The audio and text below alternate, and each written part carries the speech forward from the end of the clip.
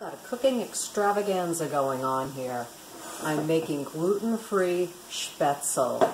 That is a big deal to me. My grandmother taught me this when I was a child, I guess about 9 or 10 years old. But I'm doing it gluten-free. So this is a cup of cassava flour. If you wanted to use regular flour, you could. I'm adding 3 tablespoons of olive oil. I'm adding a 1/4 cup of water, and I'm adding about 1/2 teaspoon of salt and 1/2 teaspoon of pepper. I forgot my egg, so I'll be right back. To crack my egg into the dish, because otherwise you can get the shells if you go directly into the bowl that you're using. So I've got everything in the bowl now. A little bit of olive oil didn't make it in. And so, here we go. Mix that up with a whisk. And this is pretty much a basic pasta recipe. And it is good.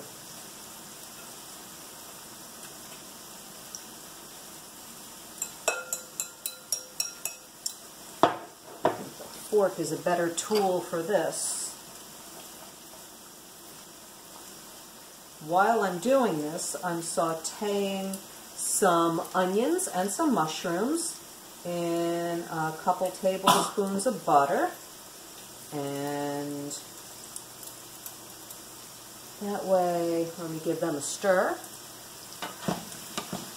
They will be ready for the Spaetzel once it's done boiling, and it only takes a couple minutes for it to boil. About 3 minutes or so. So now this is a stiff dough. Back up so you can see it. And the secret to really good Spaetzel, or Spaetzel as my grandmother would say, is to make sure your pieces are small. Mine looks a little bit dry. I think I didn't get all the olive oil in. And actually, I'm going to add a little bit more water.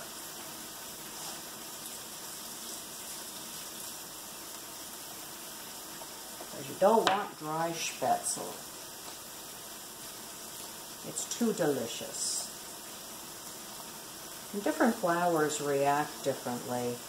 The last time I used a different cassava flour when I developed the recipe, and this one may be just a little more dry. Alright, I'm ready. So now this is going to get sliced into the boiling water. And as you're slicing it, first of all you want to make sure it gets into the pot. And then you want to make sure the pieces are fairly consistent in size.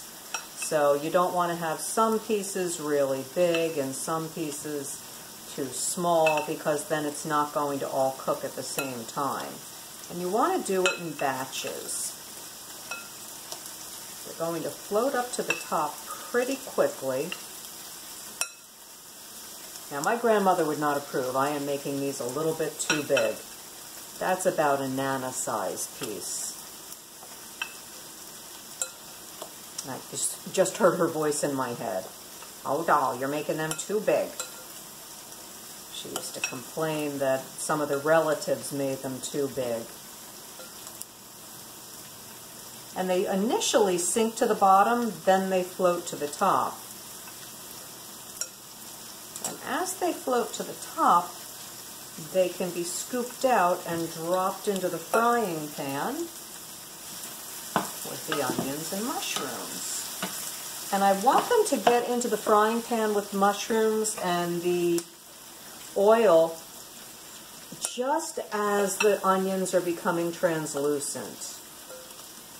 So that way they're all going to get golden at the same time. So I've got a slotted spoon, and I'm going to pull out the ones that are already cooked. They're going in the frying pan. So this moves very quickly.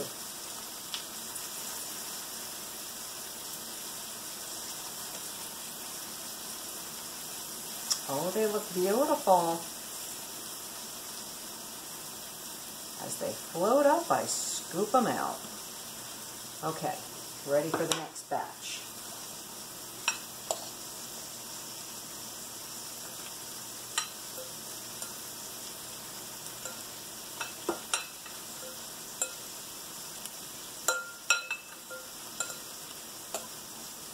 Making pasta is so much easier than people realize.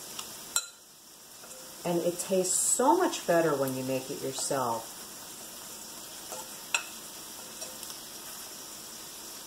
This is what we're having for dinner tonight. It's a rainy day. This is the perfect weather for something that's just going to taste so good.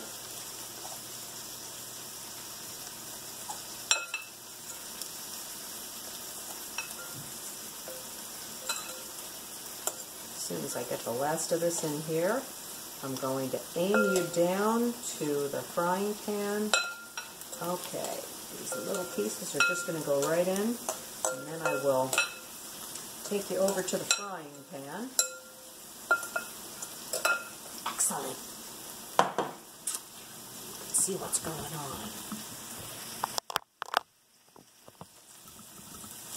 So, in the frying pan, Spaetzel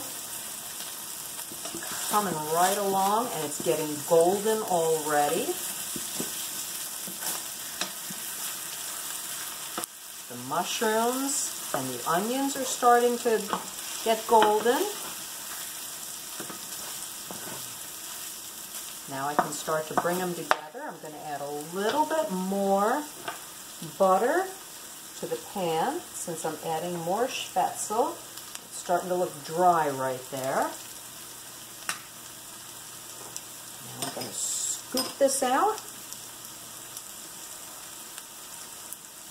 Drop it in. Oh, isn't that pretty?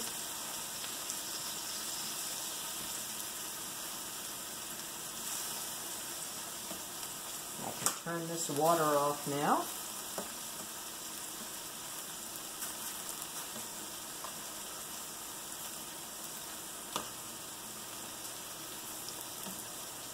There it is.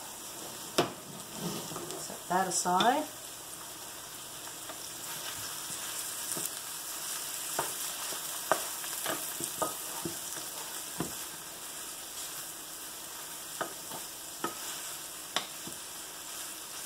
Looking good. This just needs something green. I'm probably going to toss a handful of spinach in there because I just don't like the way it looks when it's all brown. So I'm going to turn you off for a minute and we'll be right back. Okay, now, doesn't this look nice with a little bit of spinach? And you can even see the flecks of pepper in this. This is just like love in a bowl. Let's see. Let's see what Nana would say.